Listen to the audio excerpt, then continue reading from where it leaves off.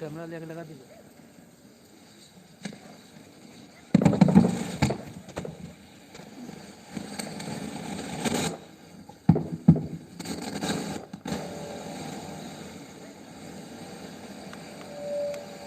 जय गुरुदेव, जय गुरुदेव। गुरुदेव अपने दास पर इतनी दया करो। गुरुदेव अपने दास पर इतनी दया करो। अपनी दया का हाथ मेरे शीस पर धरो। अपनी दया का हाथ मेरे शीस पर धरो। गुरुदेव अपने दास पर इतनी दया करो। गुरुदेव अपने दास पर इतनी दया करो। इस दिन मैं याद करता हूँ दर ध्यान आपका। इस दिन मैं याद करता हूँ दर ध्यान आपका। एक पल करूँ गुणगान आपका। एक पल करूं गुणगान आपका। भूल भी हो जाए तो हमको क्षमा करो। अभी भूल भी हो जाए तो हमको क्षमा करो। कभी भूल भी हो जाए तो हमको क्षमा करो। अभी भूल भी हो जाए तो हमको क्षमा करो। अपनी दया का हाथ मेरे शीस पर धरो। अपनी दया का हाथ मेरे शीस पर धरो। गुरुदेव अपने दास पर इतनी दया करो। गुरुदेव अपने दास पर इतनी दया करो। जैसा भी हूँ भला बुरा हूँ दास आपका। जैसा भी हूँ भला बुरा हूँ दास आपका। रहता है मुझको सदा विश्वास आपका। रहता है मुझको सदा विश्वास आपका। याद जब भी आपको सन्मुख रहा करो। करो याद जब भी आपको सन्मुख रहा करो। अपनी दया का हाथ मेरे शीस पर धरो। अपनी दया का हाथ मेरे शीस पर धरो। गुरुदेव अपने दास पर इतनी दया करो। गुरुदेव अपने दास पर इतनी दया करो। कल्याणकारी है सदा प्रभु नाम आपका। कल्याणकारी है सदा प्रभु नाम आपका। हमें सत्य राह पर चलाना प्रभु काम आपका। हमें सत्य राह पर चलाना प्रभु काम आपका। जपता रहूं मैं नाम को ऐसी कृपा करो। जपता रहूं मैं नाम को, ऐसी कृपा करो। अपनी दया का हाथ मेरे शीश पर धरो। अपनी दया का हाथ मेरे शीश पर धरो। देव अपने दास पर इतनी दया करो। गुरुदेव अपने दास पर इतनी दया करो। कुछ भी मेरे पास है प्रसाद आपका। जो कुछ भी मेरे पास है प्रसाद आपका। तेरे सदा आशीर्वाद आपका। मिलता रहे सदाए आशीर्वाद आपका। के दया विपत्तियों को दूर सब करो। के दया विपत्तियों को दूर सब करो। अपनी दया का हाथ मेरे शीश पर धरो। अपनी दया का हाथ मेरे शीश पर धरो। गुरुदेव अपने दास पर इतनी दया करो। गुरुदेव अपने दास पर इतनी दया करो। गुरुदेव जय गुरुदेव।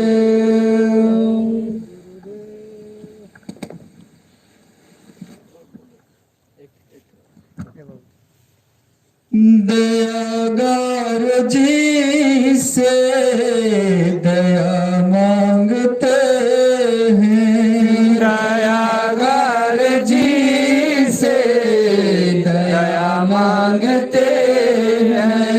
दयागार जी से दया मांगते हैं। दयागार जी से दया मांगते हैं। सदा के लिए हम क्षमा मांगते हैं।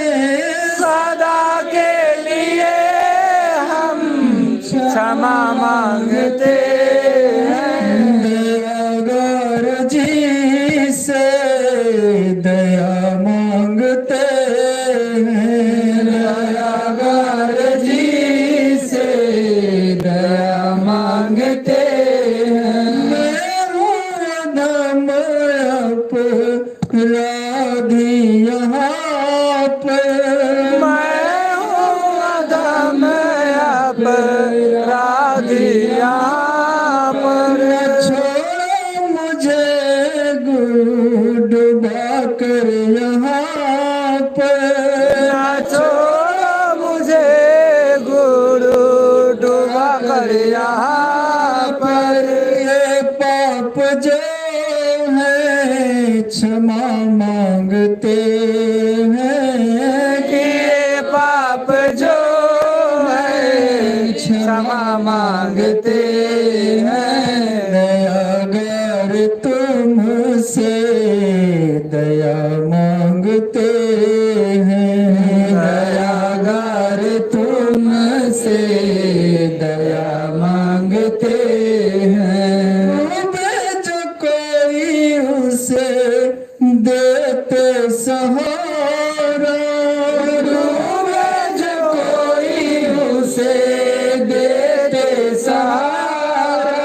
चरई बने तेरे मेरा सहारा। शरण ही बने तेरे मेरा सहारा। यही बात मन की, यही बात मन की सदा मांगते हैं। यही बात मन की, यही बात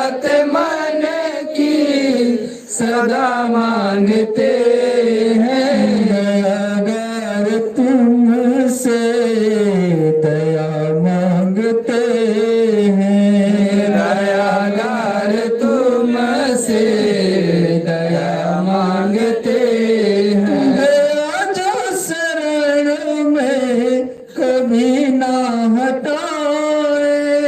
दया जो शरण में कभी ना हटाए। दया जो शरण में कभी ना हटाए। माया जो शरण में कभी ना हटाए। ही व्रत जगत में सदा से निभाए। ही व्रत जगत में सदा से निभाए। व्रत का पालन करे। व्रत का पालन यही मांगते हैं। करे व्रत का पालन यही मांगते हैं। अगर जी से दया मांगते हैं। दयागर जी से दया मांगते हैं। अगर गुरु न दोगे दया इस अधम को। अगर गुरु न दोगे दया इस अधम को। शरण में बुला कर चाहे जो भी सजा दो। शरण में बुला कर जो भी सजा दो। अगर गुरु न दोगे दया इस अधम को। अगर गुरु न दोगे दया इस अधम को। शरण में बुला कर चाहे जो भी सजा दो। अगर पहले तेरा मगर पहले तेरा चरण मांगते हैं। मगर पहले तेरा मगर पहले तेरा चरण मांगते हैं। दयागर जी से दया मांगते हैं। दयागर जी से दया मांगते हैं। जय गुरुदेव। जय गुरुदेव।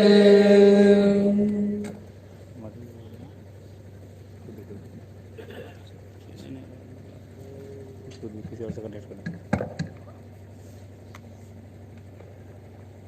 जय गुरुदेव। जय गुरुदेव। जय गुरुदेव। जय गुरुदेव। जय गुरुदेव। नाम किसका? जय गुरुदेव। नाम किसका? जय गुरुदेव। नाम किसका? प्रभु का प्यारा।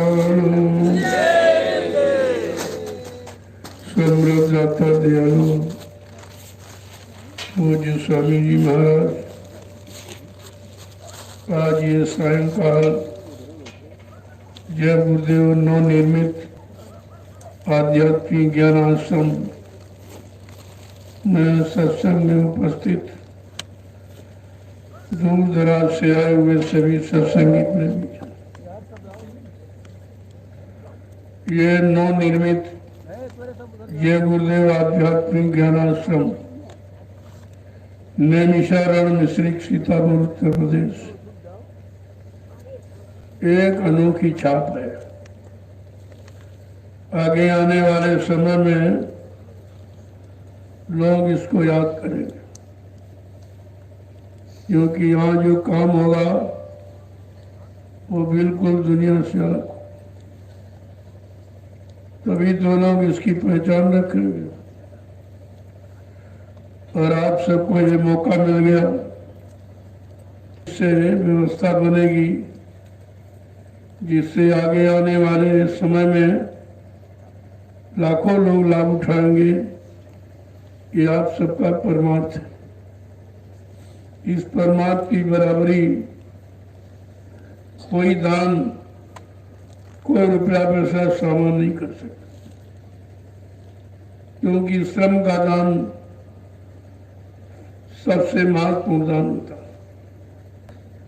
और वो भी निस्वार्थ। कोई लोभ लालच नहीं है। इनसे पूछा जाए कि आप ये डलिया क्यों उठा रहे हो, मिट्टी क्यों डाल रहे हो, ये कहे भी आदेश है। और हम सब अपने कर्मों की गंदगी को उतार रहे हैं।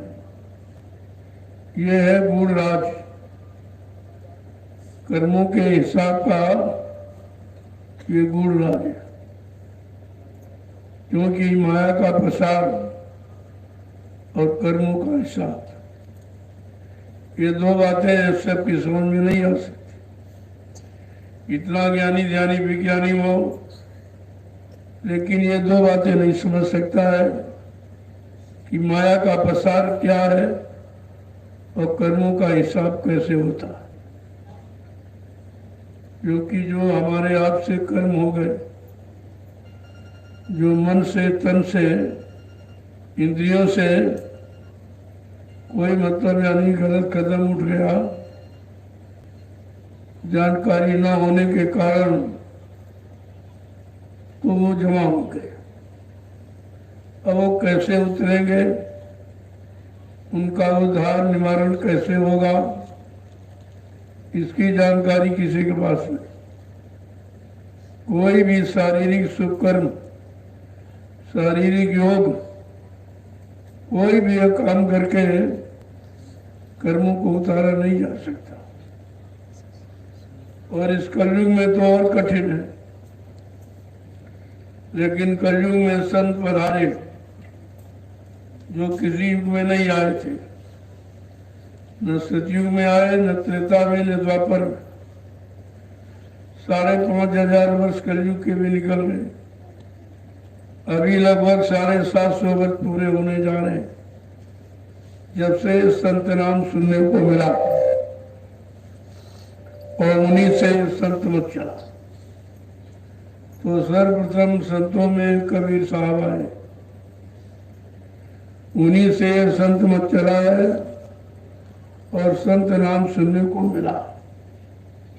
जब संत नहीं आए थे, किसी जीवात्मा का अंत नहीं था।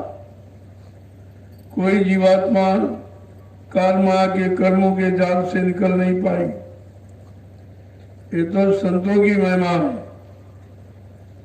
तभी उन्होंने कहा, गिरी बदरिया पाप की बरस रहे अंगार, संत नाते जगत में तो जग माता संसार। कहा ये कलयुग में चारों तरफ पाप ही पाप घेर लिया लोग। कलयुग घेरे चारी ओर, मनुआ जइयो कोनी ओर। कहे मन तू किधर जाएगा, कलयुग में तो चारों तरफ घेराबंदी कर दी। कलयुगी कर्मों को प्रधानता दे दी और उन्हीं कर्मों में सबको फंसा लिया। सब जीवों को आन फंसाया। जब सब फंस गए, निकल कोई पाया नहीं, तब कहते काफी समय निकल गया। सत्पुरुष ने सोचा कि जीवात्मा जब से गई वापस नहीं आई, तो उनको चिंता हुई। लागी दया कोमल चित संता, हृदय में दया उठी। उन्होंने अपना इस मृत्यु मंडल में सब जीवात्माओं को काल माया के देश में कर्मों के जाल में फंसा देखकर निकालने के लिए और लेने के लिए आ गए और आवाज लगा दी, जो आवाज किसी युग में नहीं लगी थी। क्या कर्मों से रिहाई छुट्टी मिल पाएगी, ऐसी कोई युक्ति यहाँ है तो किसी युग में नहीं थी।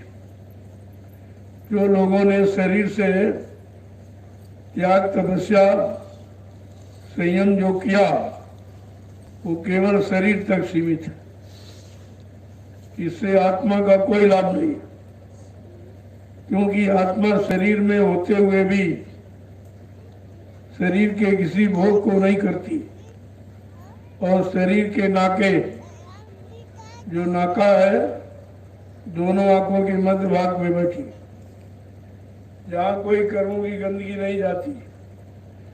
गंदगी तो 9 द्वारों से, 2 आंख के, 2 कान के, 2 नाक के, नीचे गुदा और इंद्री, इन दरवाजों से गंदगी होती है और इन दरवाजों से बिल्कुल अलग, जिसे 10वां द्वार कहते हैं, वो वहां पर बैठी है। हम जो भी करते हैं 9 द्वारों से करते, 9 द्वारों का फल शरीर पानो। जैसा कर्म करेंगे, अगर पशुओं वाले कर्म करोगे पशु शरीर मिलेगा, पक्षी भी कर्म करोगे पक्षी का शरीर, यानी कीड़े मकोड़े का, जंगली जानवरों का, ये जितनी 4,84 लाख जो जिस्म शरीर योनियां बनी है, ये शरीर के द्वारा किए हुए कर्मों के आधार पर उन कर्मों की अदायगी के लिए ये व्यवस्था काल माया ने मिलकर तैयार किया। इसी में फंस के रहे,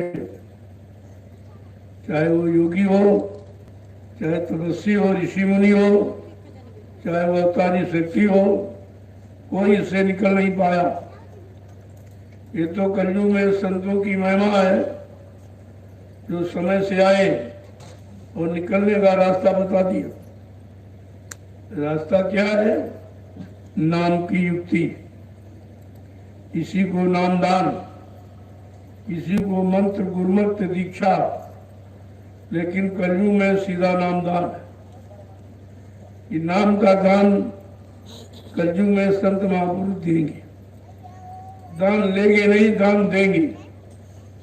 एकदम उल्टा, अन्य युगों में जो मंत्र गुरुमन देते थे तो ये भूमि दान और राजपाट का दान, सोने चांदी हीरे जवाहरात, ये भोगों के सामान का दान कराते थे। लेकिन कलयुग में संतों ने विधान बदल दिया कि वो दान लेंगे नहीं, बल्कि नाम का दान देंगे। पहली बात तो ये हो गई। दूसरी बात है कि वो परमार्थी सेवा में लगाकर तुम्हारे कर्मों की अदायगी करा देंगे। ये भी किसी युग में साधन नहीं था। सेवा तो आपने की, परिवार में बाल बच्चों की सेवा की, समाज में, देश में, ये तो सेवाएं की आपने, लेकिन परमार्थी सेवा न किसी को मालूम था और न किसी ने बताया, न कराया। अब एक कलयुग में ये भी एक रास्ता जीवों के कर्मों की अदायगी का। वैसे भजन से कर्म करते हैं, लेकिन कलयुग का जीव इतना गंदा है, तन गंदा, मन गंदा, इंद्रियां गंदी और खान पान गंदा, संग सोबत गंदी और कर्म गंदे, एकदम गंदगी से ओतप्रोत। तो गाय इस गंदगी में कोई सेवा, कोई पूजा स्वीकार नहीं होती। कहा किसी तरह की कोई पूजा स्वीकार नहीं होगी गंदगी में। तब संत महापुरुषों ने ये युक्ति निकाली, क्योंकि बगैर कर्मों की अदायगी कराए जीवात्मा को काल माया के देश से निकाल कर इसके घर पहुंचाया नहीं जा सकता, क्योंकि कर्म बंधन है। यही बंधन आपको रोकेंगे कि आपने ये किया, ये किया, ये किया, और इसकी का फल आपको इन शरीरों में, योनियों में आपको जा करके भोगना पड़ेगा। लेकिन संत महापुरुषों ने ये खटकर्म, जिससे शरीर मिलते हैं, 4,84 लाख नर की योनियों में जाना पड़ता है, तो संतों ने कहा कि ये खटकर्म के द्वारा ये सजा मिलती है। तो उन्होंने सत्कर्म की बात की कि 7वां कर्म क्या। खटकर्म तो आप जानते हो, आहार निद्रा भय मैथुनस्य, खाना पीना सोना, कमाना मलमूत्र त्याग करना, आद औलाद बच्चे पैदा करना, ये 6 कर्म है शरीर इंद्रियों से जो सारे यानी जीव करते हैं। पशु पक्षी कीड़े मकोड़े सब इसी में फंसे। इन्हीं 6 चक्रों में, खटकर्मों में सब के सब फंस के रह गए। सत्कर्म का भेद किसी ने बताया नहीं और खोला नहीं। लेकिन जब कलयुग में संत पधारे, उन्होंने सत्कर्म 7वां कर्म, जो शरीर इंद्रियों से नहीं जीवात्मा से किया गया, इसी सत्कर्म को भजन कहते, नाम की कमाई कहते। नाम डोर शब्द डोर को पकड़कर और अपने घर जीवात्मा को जाना। इसलिए संतों की महिमा अपार है, क्योंकि ये काम किसी ने किया नहीं जीवों का, और ये मौका मिल गया है। तो हम सब कलयुग के जीवों को उसका लाभ प्राप्त कर लेना चाहिए। संत महापुरुषों के वचनों को मानना, वचनों पर विश्वास करना और अपने जीवन को उन वचनों के आधार पर निकालना, ये तो आपके यानी सात्विक कर्म हो गए। जब सात्विक कर्म करोगे तो आपकी बुद्धि सात्विक होगी, सच्चित आनंद की प्राप्ति होगी, जीवात्मा अपने सच्चे सतलोक पहुंचेगी। इसलिए जब सत्संग वचनों को सुनोगे तब तुम्हारी समझ में आएगा। और सत्संग कोई कथा वार्ता का नाम है नहीं, जो आपको बताते हैं सत्संग का नाम लेकर, और सत्संग की सत्य की कोई चर्चा नहीं, सब झूठ की चर्चा। ये मिल जाए, वो मिल जाए, पैसा मिल जाए, मान मिल जाए, सामान मिल जाए, सम्मान, ये तो सब ये सत्संग नहीं है। ये तो काल के सामान को इकट्ठा करने की नीति है। सत्य का संग जिस दिन हो जाएगा उस दिन ये झूठ छूट जाएगा। ये काल माया का झूठा देश, झूठे फसाव, ये झूठे रिश्ते जिनमें हम बंध गए हैं, फंस गए, नहीं निकल पा रहे, नहीं छोड़ पाए, ये सब जानकारी आपको मिल जाए। महापुरुषों ने कहा कि बिन सत्संग विवेक न होई, राम कृपा बिन सुलभ न सोई। कहा अगर बुद्धि में सच्चा विवेक ज्ञान प्राप्त करना चाहते हो तो सत्संग से, और किसी से नहीं, किसी से नहीं होगा। लेकिन कब? जब भगवान की कृपा होगी। भगवान की कृपा कब होगी? जब उसके अनुसार चलोगी, तब तुमको संत महापुरुष मिल जाएंगे। इसलिए पुण्य कर्म सिखाए गए। पुण्य कर्मों का मतलब कोई परमात्मा प्राप्ति, कोई देवी देवता, कोई ब्रह्मा विष्णु की प्राप्ति से नहीं है। वो शरीर, तन और मन की शुद्धिकरण के लिए। क्योंकि गोस्वामी महाराज ने लिखा है कि निर्मल मन जन सो मोहि पावे, और मोह छल छिद्र कपट नहीं भावे। बड़ा साफ साफ कहा कि भगवान की प्राप्ति किसको होगी? कहा कौन मुझको पाएगा? कहते हैं जिसका मन निर्मल पाक साफ पवित्र होगा। अब यहाँ तो ये मालूम किसी को नहीं है। वो समझते कि मंदिर बनाने वाले को भगवान मिल जाएंगे, गंगा नहाने वाले को मिल जाएंगे, कोई मतलब यानी 4 वेद 6 7 18 पुराण ये पढ़ने कट्ठास्ते मिल जाएंगे। ये भ्रम दूर करने के लिए संत गोस्वामी जी महाराज ने रामचरितमानस की रचना किया और साफ साफ लिख दिया, कलयुग के जीवों, भगवान की प्राप्ति कैसे होगी? तो कहा कि निर्मल मन जन सो मोहि पावे। भगवान का वाक्य है कि जिसका मन निर्मल पाक साफ पवित्र होगा वो हमको प्राप्त करेगा। न धन वाला, न बल वाला, न बुद्धि वाला, न रूप वाला, न जाति वाला, कौन प्राप्त करेगा? जिसका मन निर्मल पाक साफ पवित्र।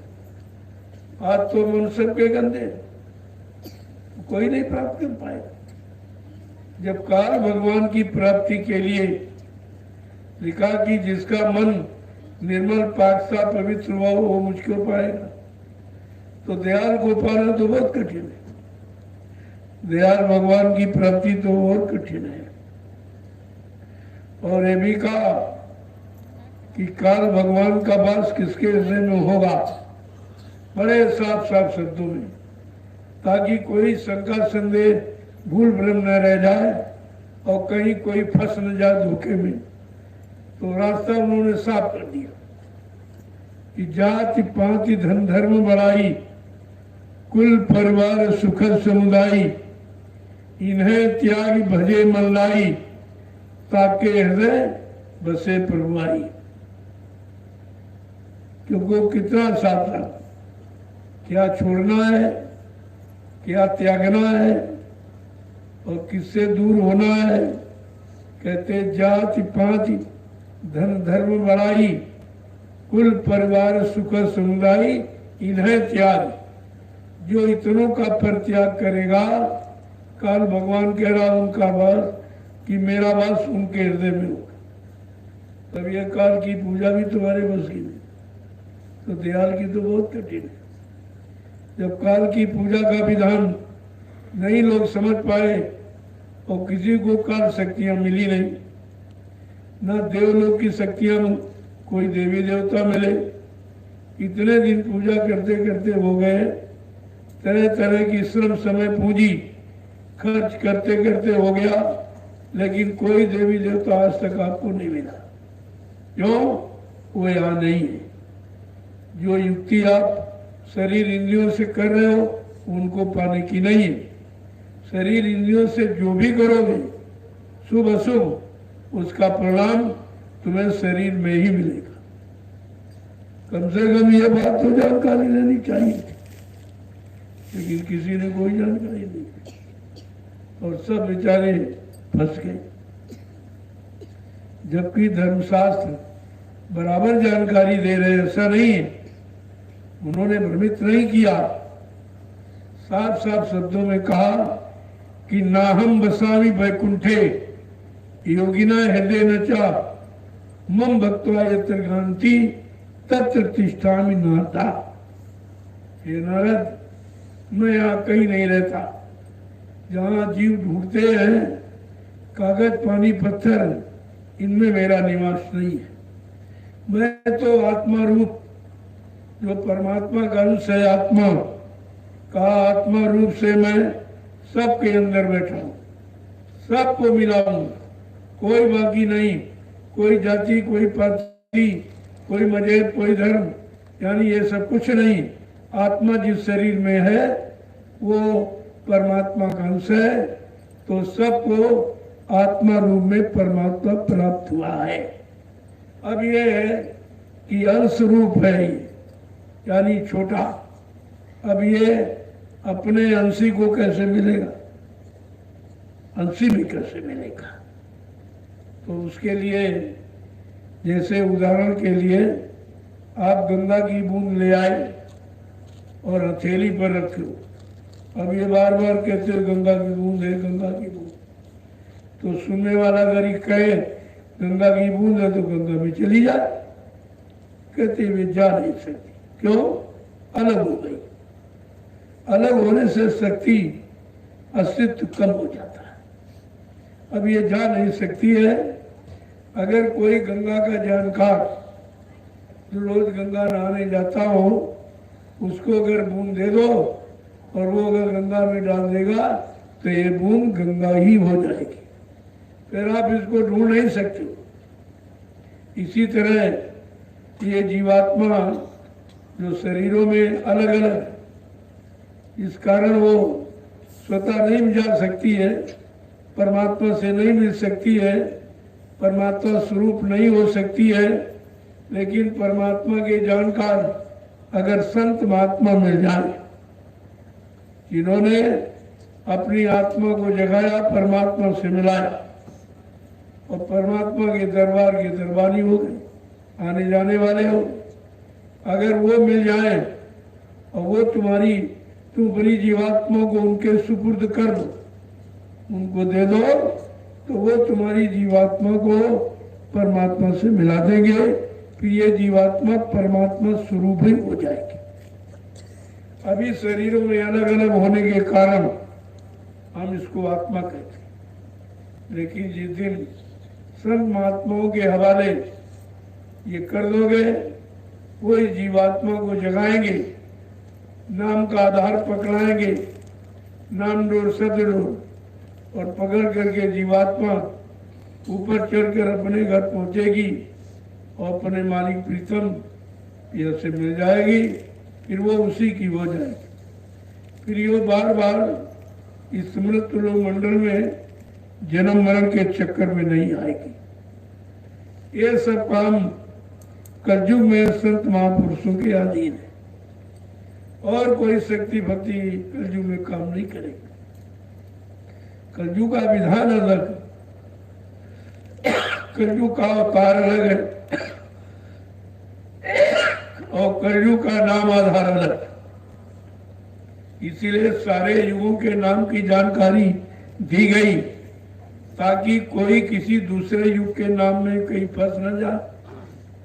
तो साफ साफ बताया कि सतयुग के जीवों के लिए योगियों ने हरि नाम जगाया था, और त्रेता के जीवों के लिए ऋषि मुनियों ने राम नाम जगाया था, और द्वापर के जीवों के लिए कृष्ण नाम जगाया गया। ये सब अपने अपने युग के नाम, अपने अपने युग के जीवों के काम के लिए। लेकिन कलयुग का तो कोई नाम बताया नहीं गया, तो कलयुग के जीव को कौन नाम जगाएगा? कलयुग के जीवों का कौन सा नाम का आधार होगा? वो किस नाम के सहारे, यानी जीवात्मा खड़ी होगी, बैठेगी या घर पहुंचेगी? तो कलयुग में ये है अनामी महाप्रभु। संत तो बहुत आए, हजारों संत कलयुग में आए और सत्यलोक से आए। लेकिन गोस्वामी जी महाराज ने जो रामचरित मानस के उत्तरकांड में इशारा किया कि एक अनी अनामा अज सत्यानंद प्रभु धामा, एक ही अनामी धाम है, वहाँ एक अनामी महाप्रभु है। जब आने अनामी महाप्रभु स्वतः मानव चोला धारण करके मृत्यु मंडल पर आएंगे और प्रभु नाम को जगाएंगे, सिद्ध करेंगे, प्रभु नाम का प्रचार कराएंगे, प्रभु नाम से जीवात्माओं को जगाएंगे और प्रभु नाम का बेड़ा भवसागर में लगाकर इन जीवात्माओं को प्रभु धाम पहुंचाएंगे। तब जीवात्माओं का आवागमन समाप्त हो जाएगा। ये कलयुग का नाम। जैसे हरियुग का नाम अलग, वैसे कलयुग का नाम। तो इसमें शंका संदेह की क्या? अरे जब एक नाम हरि नाम आया सतयुग में, अगर उसी नाम से काम हो जाता तो त्रेता में राम नाम और द्वापर में कृष्ण नाम को लाने की क्या जरूरत है? ये तो साफ जाहिर है कि हर युग में नया पुरुष नए नाम को लाएगा, और वो नाम जिस लोक मंडल से आएगा और जीव अगर उसकी बात मानेंगे, उस नाम के अनुसार करेंगे, तो वो नाम उद्धाम पहुंचा देगा। जो नाम जिस लोक मंडल मुकाम से आया है वो पहुंचा देगा। ये नाम की निजी महिमा। लेकिन जीवात्मा तो सतलोक निवासनी। जब तक सतलोक सचखंड अनामी धाम प्रभु धाम से कोई नाम लेके नहीं आएगा और नाम को नहीं जगाएगा और नाम को नहीं पकड़ाएगा तो ये जीवात्मा अपने घर कभी नहीं जा सके। कितने युगों का भूला बिछड़ा एक काम और कलयुग में आपका होना है। और जो काम करेगा उसने वादा किया कि हम ये काम करके ही जाएंगे। उसके लिए चाहे कोई लीला, कोई खेल, कोई करिश्मा क्यों न करना पड़े, लेकिन मैं ये अपना काम जीवात्माओं का घर पहुंचाने का मैं करके जाऊंगा और ये मेरा वादा। तो उन्होंने वादे के साथ पूरा परिचय दिया कि हम आए वही देश से जहां तुम्हारा धाम, तुम सबको घर पहुंचाना एक हमारा काम।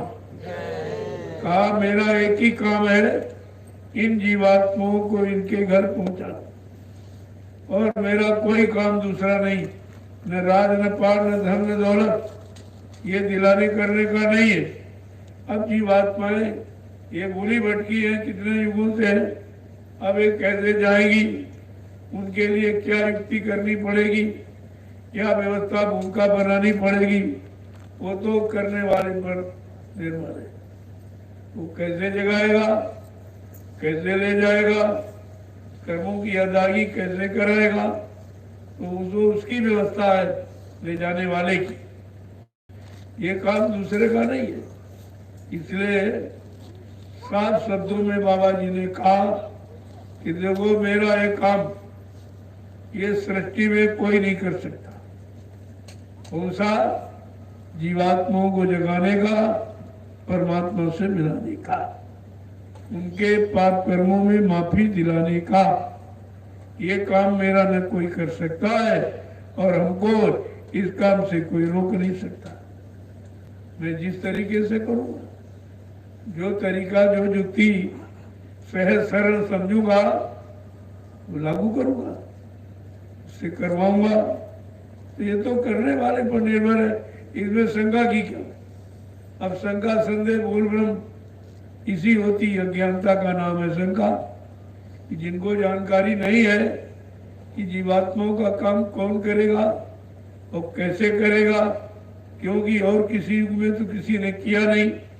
जो तुम्हारे पास उसकी जानकारी होती या कोई लिखा पढ़ी होती जो आप जान जाते, तभी तो रास्ता बिल्कुल अनोखा अलग था।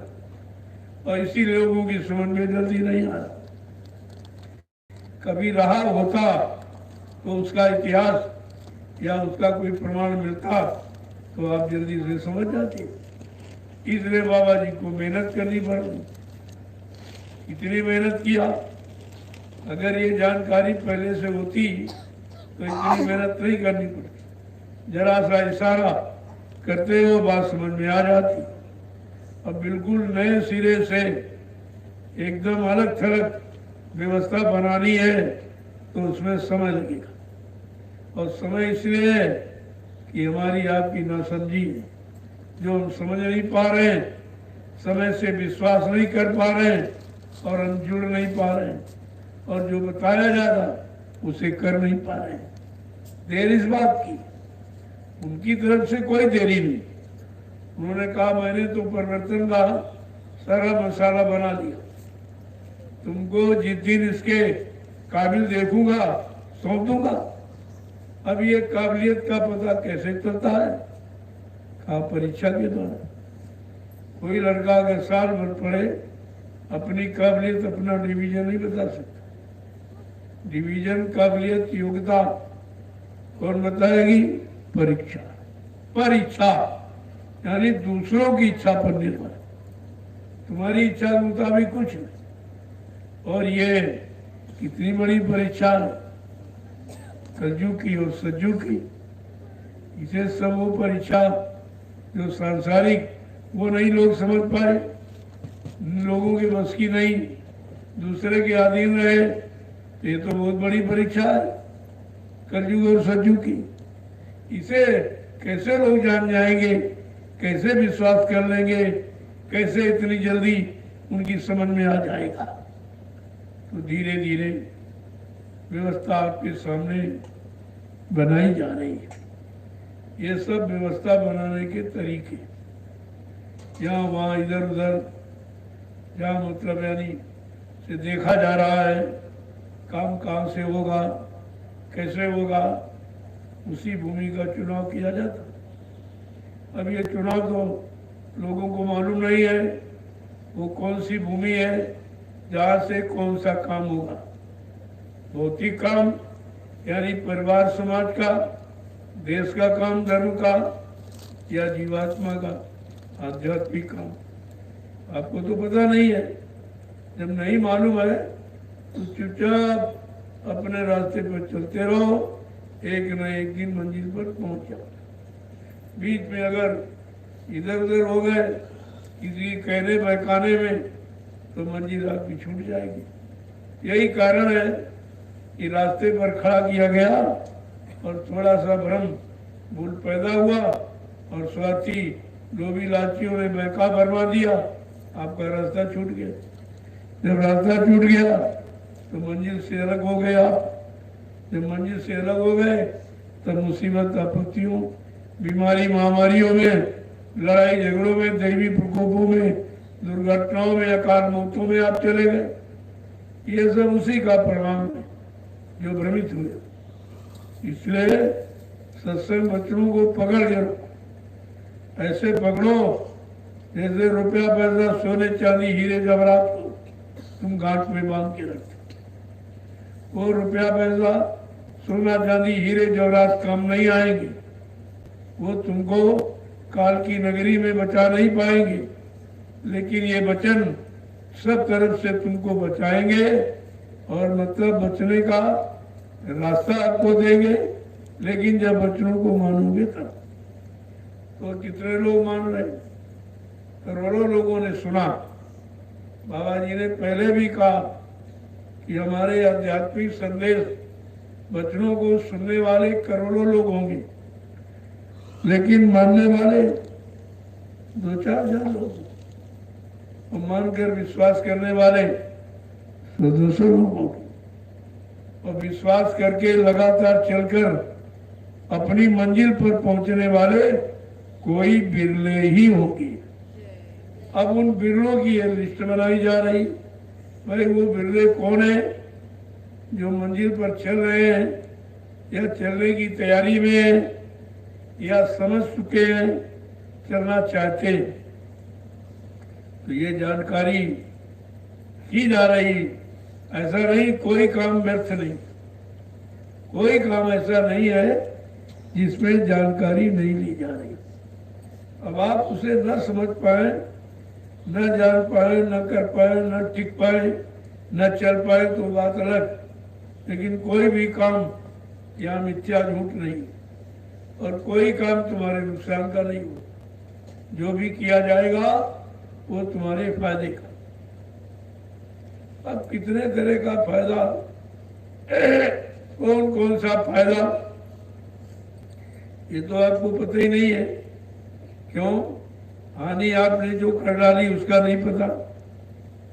आपने जीवन की हानि, शरीर की शक्ति की हानि, बुद्धि के विवेक की हानि और कर्मों को करने की हानि, कितने तरह की हानि आप कर बैठे हो।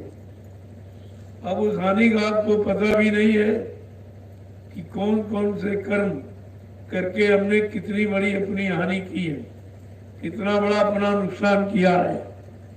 क्योंकि आप करते जाते भूलते जाते, करते जाते भूलते जाते हो। जब तुमको अपने किए हुए कर्मों की जानकारी नहीं है अभी जिसी जीवन की, तो फिर पिछले कितने जन्म हुए, कितने जीवन आपने धारण किए, उसमें कैसा कैसा किया, वो तो बिल्कुल ही नहीं मालूम। जब ये वर्तमान में भूल जाते हो कि भाई 2 साल पहले क्या किया, 3 साल पहले क्या किया, वो नहीं याद है, तो ये जो इतना बड़ा जीवन चक्र है जिसको सतयुग त्रेता द्वापर में बांट दिया गया, कितने बार जन्म मिला और किया कुछ नहीं, जो किया वो भी भूल गए। तो उसकी भी यादगी, उसकी भी अदायगी आपकी कराई जाएगी। अब इतना लंबा बोझा कर्मों का है पहाड़ की तरह, जो जीव के बस की बात नहीं। अब उसको हटाने में समय लगेगा, इतनी जल्दी तो नहीं हट जाएगा। और आप अभी पूर्ण रूप से तैयार भी नहीं हो। कह दिया जाए तुम्हारे पाप कर्मों की अदायगी इस तरह होगी, तो पहली बार आपको उसमें विश्वास नहीं होगा। अब ये देख लीजिए सामने मिट्टी, तो इसमें क्या लोग जल रहे, क्या लोगों को देख के जानकारी हो?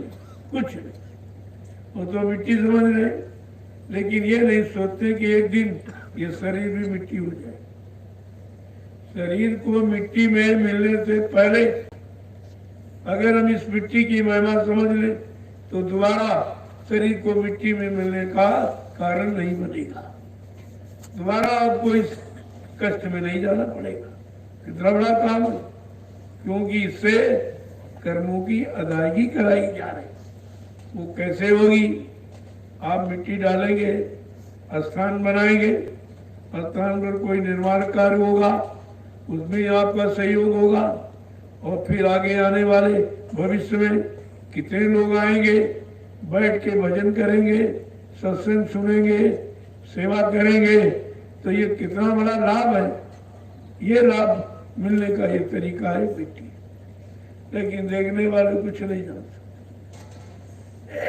करने वाला कुछ नहीं समझ रहा। वो तो आदेश समझ के पालन कर रहा, लेकिन लाभ कितना है वो तो आदेश देने वाला जानता। उसे मालूम है कि भाई क्यों आदेश दिया गया, इस काम के लिए क्यों प्रेरणा दी गई, क्यों उत्साहित किया गया, ये तो उसे मालूम। उसे भी मालूम है किस कर्म के करने से कितने समय पहले के कितने जन्मों के कर्म उतर जाएंगे, वो भी उसे मालूम है।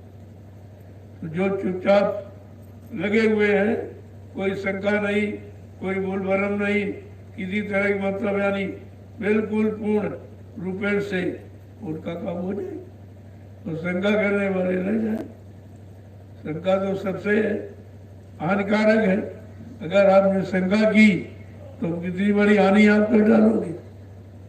शंका का तो इतिहास बड़ा खराब है। वो रावण विद्वान था, लेकिन शंका में सोने की लंका खो बैठा। एक छोटी सी शंका कि ये राम अवतार नहीं है, ये भगवान नहीं, बस समय के की शक्ति को पहचाना नहीं, और समय का ऋषि मुनियों का जगाया राम नाम, उसकी महिमा को जाना नहीं, तो बेचारा सर्वनाश कर बैठा।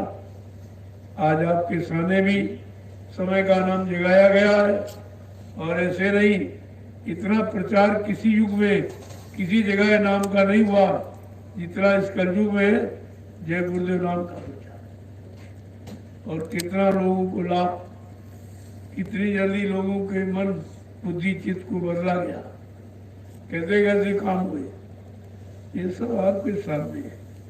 अब ये है इन सबकी मान्यता कराने वाला तो मन ही है, वो मन खराब हो गया। अब मन को बीमारी लग गई, भोगों का रोगी। अब इस रोग की दवा तो किसी के पास है, किसी के पास संत महापुरुषों के सिवा इसकी दवा किसी के पास नहीं है। और वो दवा है जड़ी, नाम की जड़ी, नाम रसायन, ये दवा है। अब वो नाम रसायन को कैसे पिया जाए, कैसे इस्तेमाल किया जाए, किस तरीके से और किस परहेज के साथ, तब नाम अपना काम करेगा।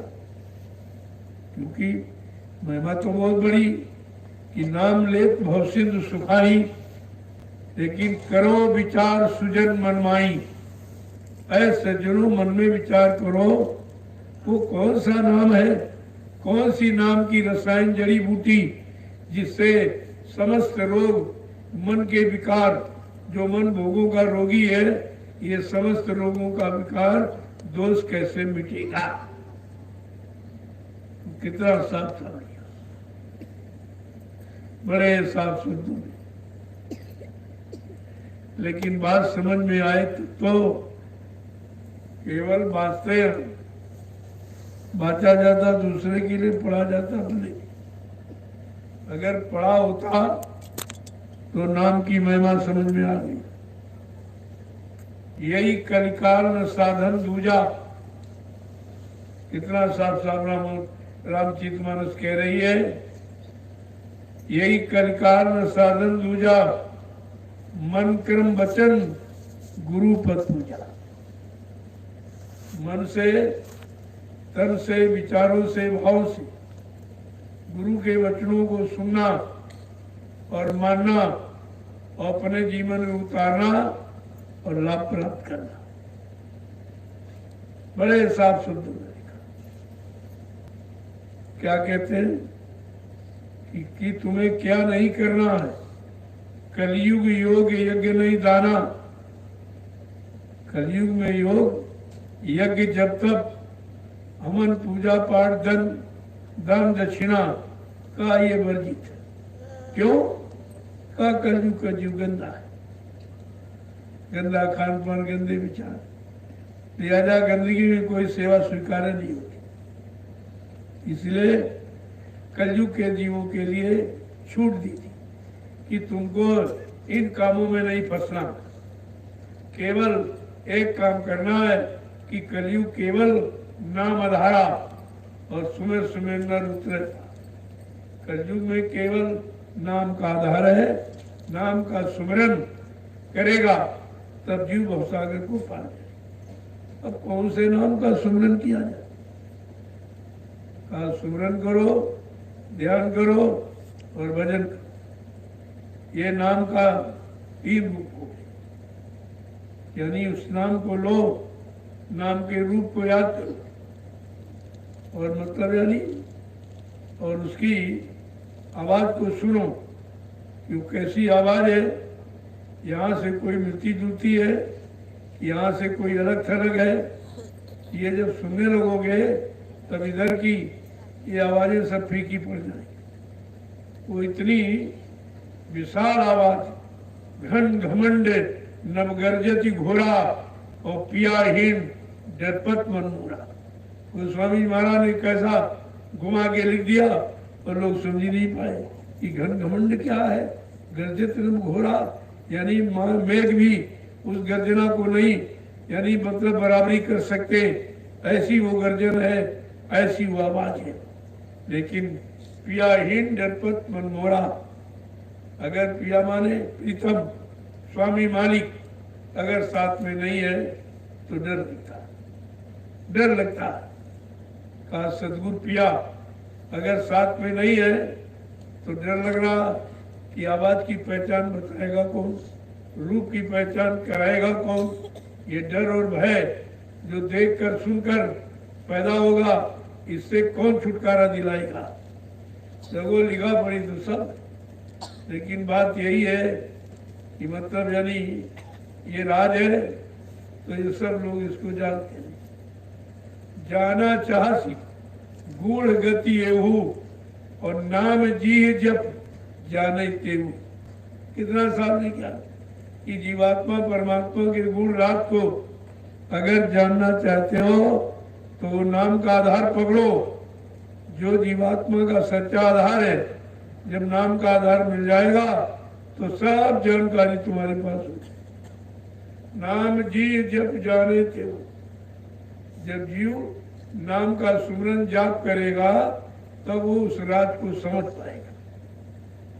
कितना साफ डाल दिया। ब्रह्म सुख अनुभव अनुपा, अकथ अनादि नाम न रूपा। कहा वहां नाम रूप भी समाप्त हो जाता है। नाम रूप तो शुरुआत में है, अगर नाम नहीं होगा तो तुम देखोगे इसको, पकड़ोगे किसको, और रूप नहीं होगा तो देखोगे किसको। लेकिन कहते हैं नाम रूप दो ईश उपाधि, ये भी केवल उपाधि है। वहां नाम और रूप सब समाप्त हो जाता, केवल एक रह जाता है, सूरत और सत्य, बाकी कुछ नहीं रहता। अब ये रामचरितमानस का ये गुण राज कौन जानता है? बातें तो सभी है, लेकिन ये जानता कौन है? तो जानने के लिए कहा कि भाई कि जे ही जानाई यही जे जनाई और जरत जरत तुम्हें वही जान, वो जान पाएगा किसको वो जानकार जनाएगा।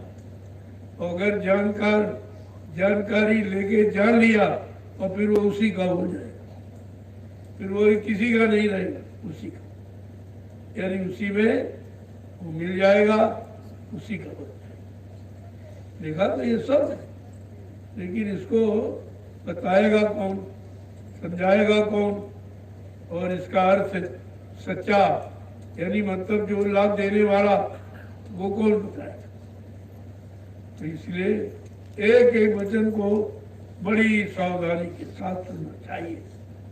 तो स्वामी महाराज जैसा संत विलक्षण, जिसने सारा राज खोल के रखा कलयुग में, किसी की हिम्मत नहीं पड़ी इतने राज को खोलता, और आज उस राज का विस्तार करने वाला अनोखा महापुरुष तो धरती पर कभी नहीं आया, उसने विस्तार कर दिया, एकदम फैला दिया पूरे हिंदुस्तान में। तो बात की समझदारी की होती है, जब सत्संगों में आओगे, वचनों को सुनोगे, इसीलिए कहा सत्संग करो, सेवा करो, भजन करो, ये तीनों में करो सब। सुनो सुनाओ पढ़ो पढ़ाओ नहीं, करो। जब करोगे तो करने का फल आपके पास हो।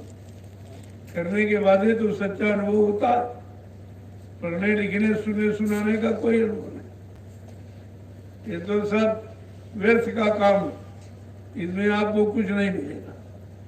कहा अगर मालिक को पाना है, कहना ना बोलना तो ताले जुआ पे रखना, और चुटकी का खेल अपनी चुटकी बजा दिखाना। वहां बोलने का काम ही नहीं, क्योंकि बोलती है वाणी, और वाणी वहां बखान कर नहीं सकती। अवर्णनीय है, अखतनीय है, अनिवर्चनीय, वैसा राज है कि वाणी से बखान किया जा सकता नहीं, कलम से आई कागज पर लिख के बताया नहीं जा सकता, वो अनुभवगम है। जब करोगे तो आपको अनुभव मिल जाएगा, और जहाँ करने लगे तहाँ कहना सुनना और बकना ये सब बंद हो जाए। वहीं से वाणी विराम ले ली। कहते कब हो, जब तक कोई चीज मिलती नहीं। सुनते कब हो, जब तक उसका कोई सही रास्ता नहीं मिलता, तब तक सुनते हो। मिल जाने के बाद उसी में लग जाते हैं आप। तो ये कहना सुनना, कहते कि पढ़ना लिखना चातुरी, ये तो काम सहल। संत मत क्या कह रहा है कि पढ़ना लिखना चातुरी, ये तो काम सहल सभी कर लेंगे, लेकिन कठिन क्या है कि काम दहन मन बस करन, यही काम मुश्किल। अगर मुश्किल है तो काम जैसे शत्रु को जीतना, काम जैसे शत्रु पर विजय प्राप्त करना, ये असली विजेता और असली वीर पुरुष का ये काम। तभी कहा जिन्होंने मार मन डाला उन्हीं को सूरमा कहा। सच्चा सूरवीर कौन है? जिसने अपने शैतान मन को मार दिया, कंट्रोल नियंत्रण में कर लिया। वो धरती पर सच्चा सूरवीर, उसे कोई हरा ही नहीं सकता, उसके सामने कोई टिक नहीं सकता। ऐसे विजेता के सामने काम क्रोध लोभ मोह छोड़ भगे मैदान, ये दिखाई नहीं देते, सब भाग जाते। वही रास्ता आपको नाम की कमाई का मिला है। इससे मन मूर्छित होगा, और भाला बर्छी तलवार बम से तुम मन को मूर्छित नहीं कर सकते हो, ना मन पर कोई आघात पहुंचा सकते हो, चोट पहुंचा सकते हो। ये तो किसकी चोट मानता है? जाके लगी शब्द की चोट, जो है सतगुरु की ओट।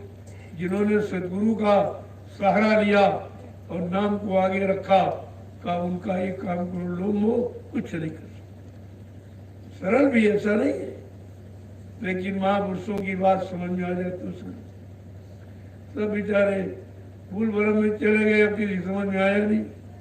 जब समझ में नहीं आया तो अब कौन समझेगा और कौन समझाएगा?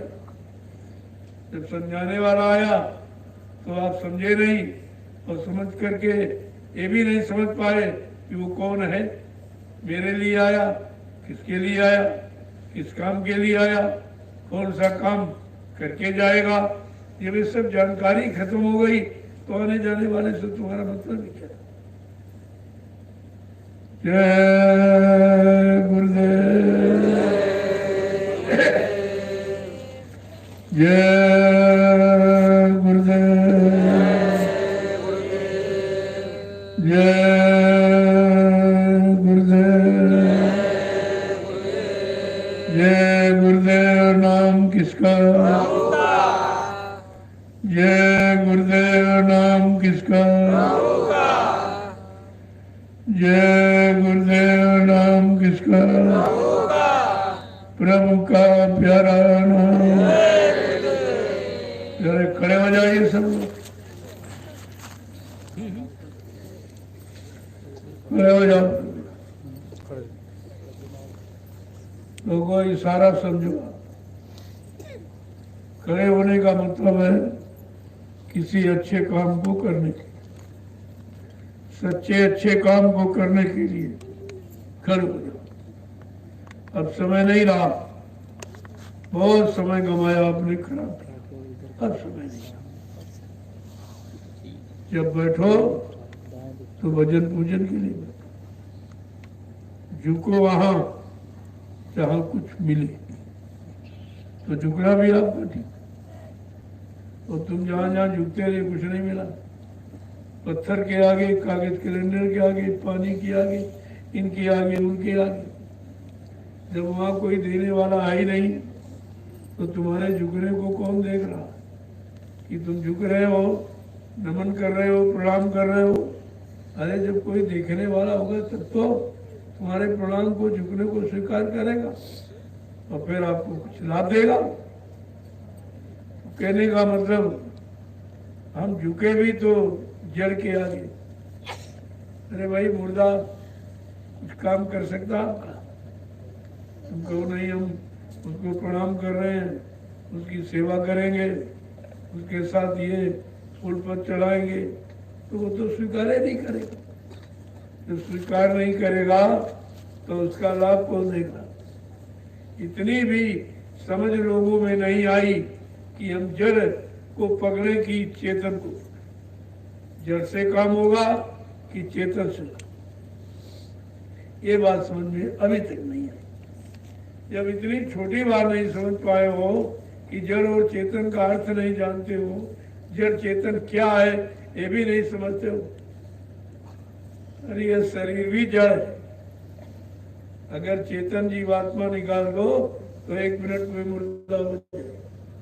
ये जड़ है, जो जड़ को चेतन कर सकती है वो क्या है? वो परमात्मा की जीवात्मा। बस जीवात्मा का खेल है सब, और जीवात्मा के बारे में किसी ने बताया नहीं आता। वो तो कलयुग में जब संत महात्मा गए तब ये राज खुला कि जीवात्मा क्या है, जबकि सारा सृष्टि में सारा खेल जीवात्मा का। जीवात्मा अगर शरीर से निकल जाए तो सब वीरान हो जाए, सब मुर्दा, कोई पशु नहीं, कोई पक्षी नहीं, कोई कीड़े मकोड़े, आदमी, इंसान कुछ नहीं दिखा, सब खत्म हो जाएगा। और जिसका सब खेल है उसके बारे में किसी ने बताया नहीं कि जीवात्मा है क्या, ये कैसे आई और कैसे फंस गई और कैसे निकलेगी, कौन निकालेगा, कौन सी युक्ति है वो कि युक्ति से निकाल कर ले जाएगा। ये सब सत्संग ही बताएगा। बिना सत्संग के ये जानकारी कोई कहीं से हासिल नहीं कर सकता। जय गुरुदेव, जय गुरुदेव, जय गुरुदेव, जय गुरुदेव। जोर से बोलो, सब मिल बोलो, बोलना होगा, अभी से बोलो, दुख दे कष्ट मिटेंगे, सुख शांति भी देंगे। सबके दाता,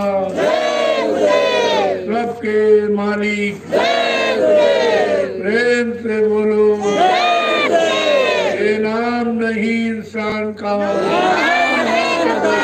ये काम नहीं इंसान का। देखो इस धरती पर ये जब से बनी होगी, सच्चे नाम का यहाँ जय घोष कभी नहीं होगा। आज ये धरती भी अपने को बाकसीत समझ रही है कि जो काम कभी नहीं किसी ने नहीं किया, और जिस नाम की कभी यहाँ जय घोष नहीं हुआ, वायुमंडल में इस नाम का कोई प्रसारण नहीं हुआ। कहने की हर चीज का एक अवसर, मौका, समय होता है। समय से हो रहा है। कहने का मतलब ये है कि जो काम जहां से होना है वहीं से होता है, वही उसके लिए यानी सुव्यवस्थित स्थान होता है, मगर उसके कुछ नहीं होगा। तो आपको अवसर मिला है, आप इसका लाभ ले लीजिए। कोई जाने जाने माने न माने इससे तुम्हें क्या लेना। अपना निशाना पक्का रखो, जान जाएंगे तो सब लूट लेंगे। ये सब अगर जाग जाए गांव वाले तो तुमको बैठने की जगह नहीं मिलेगी, सब पहले आके यहीं बैठ जाएंगे। तो इसलिए अपना निशाना पक्का रखो, निशाने पर लगे रहो, एक न एक दिन लक्ष्य वेदन हो जाएगा। तो काम जिस काम के लिए आए हो या जिस काम के लिए महापुरुष तुम्हारे साथ वादा किया है, वो तो अपना काम करेगा। वो तुम्हें नहीं करना, तुमको केवल लगे रहना। अब लगे नहीं रह पाए तो फिर क्या किया। तो देने के लिए आया है, देकर ही जाएंगे, कोई साथ बोले थोड़ी रह जाए। जो युक्ति का लाभ जो देने के लिए आए हैं वो दे के जाए। अब ये है ये लेने वाले कब तैयार होंगे, कितना समय लगा रहे हैं, बस उसी की देर है, उनकी तरफ से कोई देर। अब आप जितनी जल्दी तैयार हो जाए उतनी जल्दी काम।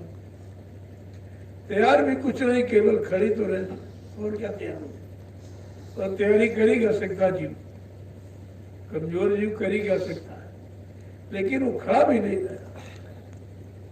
खड़ा भी रहे तब भी काम हो। वो मन जो है तरह तरह की फितरतें पैदा करता है। अब आपको समझाना है तो मन इधर उधर किसी को नहीं, कोई अड़ोसी पड़ोसी से नहीं।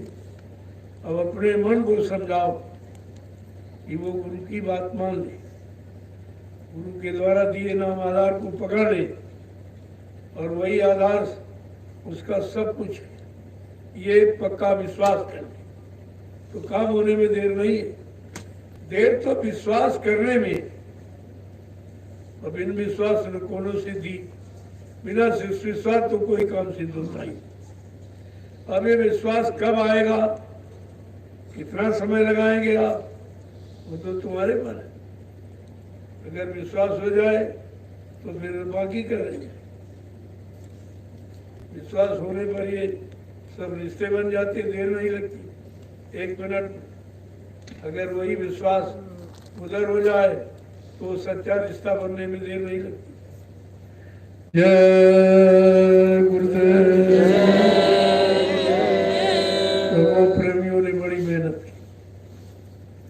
अभी 20 दिन लगभग हो रहे, 20 दिन में ये सब नया नक्शा एकदम बदल दिया। तो लोगों को विश्वास होना चाहिए, परिवर्तन निश्चित होगा। जब ये जंगल का मंगल हो गया, परिवर्तन ये तो आप देख ही रहे हो। और जो काम किसी के बस का नहीं था, तो ये सेवा जो चल रही है, ये हिंदुस्तान में किसी के बस की बात नहीं। क्योंकि अब परिश्रम लोग भूल चुके, शारीरिक परिश्रम भूल गए। लेकिन यहाँ पर फिर से ताजगा, फिर से ताजा कराया जा रहा, ताजगी लाई जा रही है। और जब कर रहे हैं तो तरह तरह की बीमारियों से मुक्त हो रहे। अब बीमारी जा रही लेकिन तुम उसको समझ नहीं पा रहे। का हमारे शरीर में दर्द हो रहा, तो दर्द जब होगा तभी जानो कि दर्द निकल रहा। अगर हुए ना तो कैसे पता चले कि निकला कि नहीं निकला। अरे बुखार आया, आया नहीं, बुखार जा रहा, आया तभी तो जाएगा। तो इस तरीके से हम जो काम कर रहे हैं उसमें लाभ हो रहा, लेकिन हम लाभ को समझ नहीं पा रहे। उसका उल्टा अर्थ लगाते हो, ये दर्द हो रहा, वो दर्द हो रहा। हमने कहा सारे दर्द निकल जाएंगे, कोई दर्द नहीं रहेगा, केवल एक दर्द रह जाएगा, मालिक से मिले। और ये सब दर्द समाप्त। इस दर पर आयो दर्द मिटाने के लिए, दर्द को ले जाने के लिए नहीं, मिटाने के लिए। दरबार में सदगुरु के दुख दर्द मिटाए जाते हैं। जब आप ये जानते हो और समझ चुके हो, दरबार में सच्चे सदगुरु के दुख दर्द मिटाए जाते हैं। दुनिया के सताए लोग जहां सीने से लगाए जाते हैं। ऐसा ये दरबार है।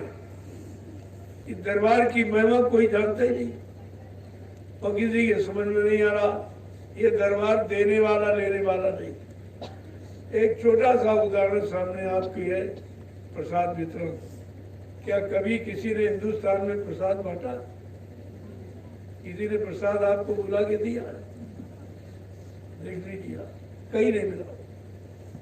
और यह रोज आपको मिला, रोज बिना प्रसाद के किसी को खाली नहीं रहने दिया जाता।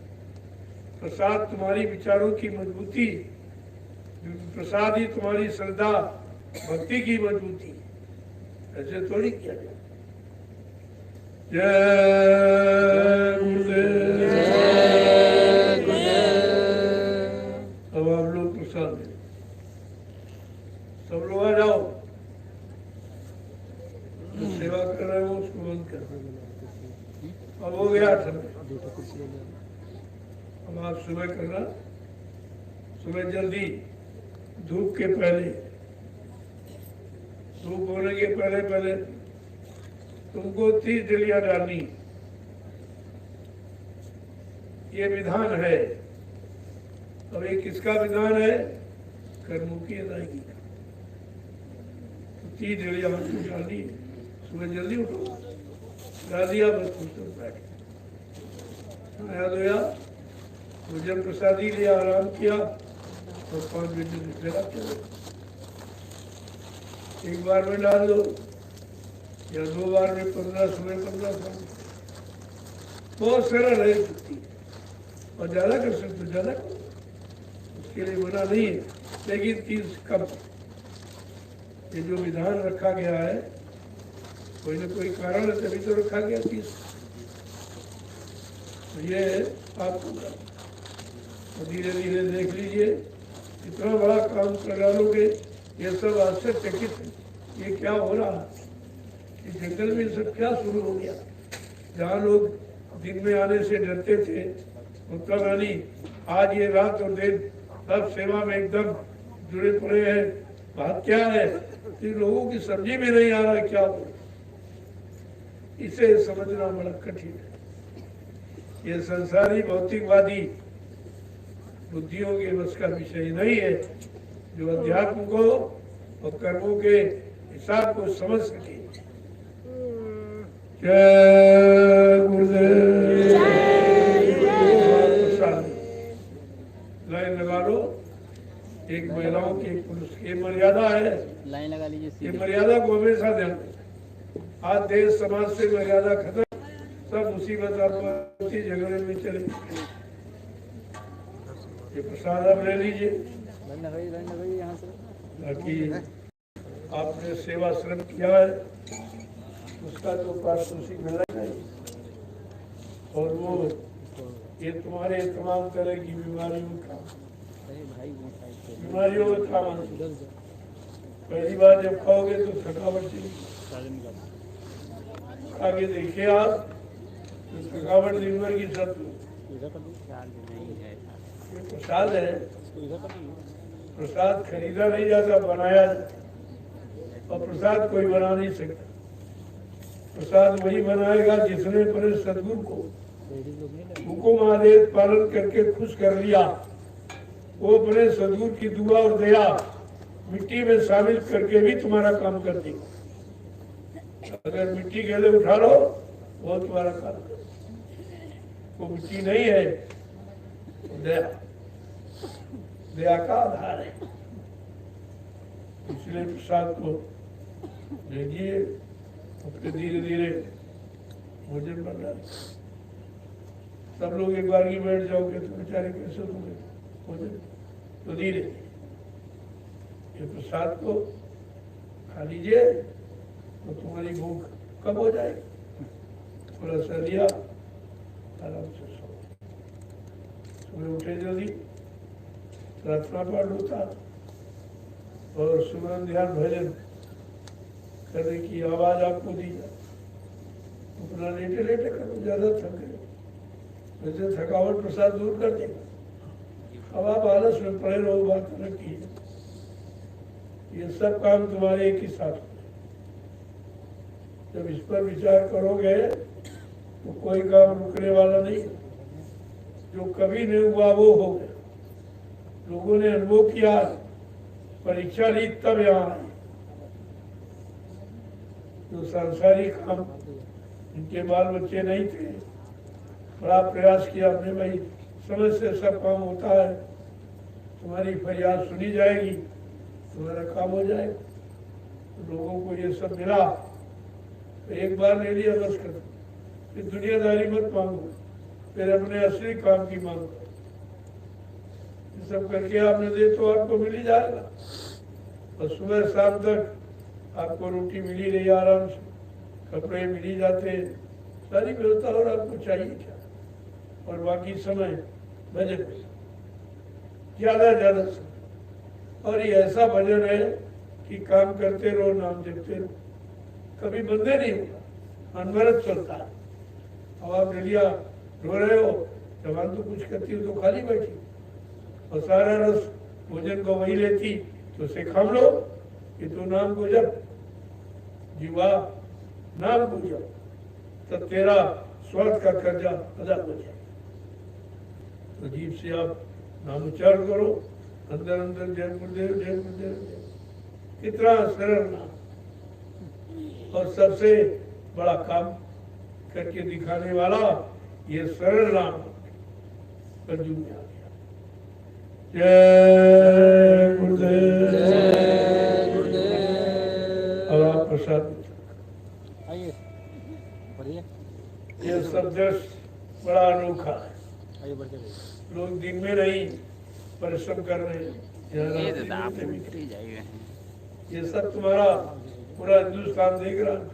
ये सब बच्चे सीधा प्रसारण भेजते सब ठीक है। तुम तो नहीं अपने आप को देख पा रहे हो, अपने परिश्रम को नहीं समझ पा रहे हो, लेकिन पूरा हिंदुस्तान देख रहा। ये कैसे लोग हैं? ये गुरु के शिष्य।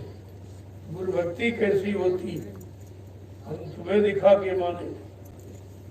कहा कि गुरु भक्ति किसे कहते हैं, गुरु अनुशासन किसे कहते हैं, गुरु से प्रेम करना किसे कहते हैं, उनके आदेश हुकुम पर कुर्बान होना किसे कहते हैं, ये सब दिखाती।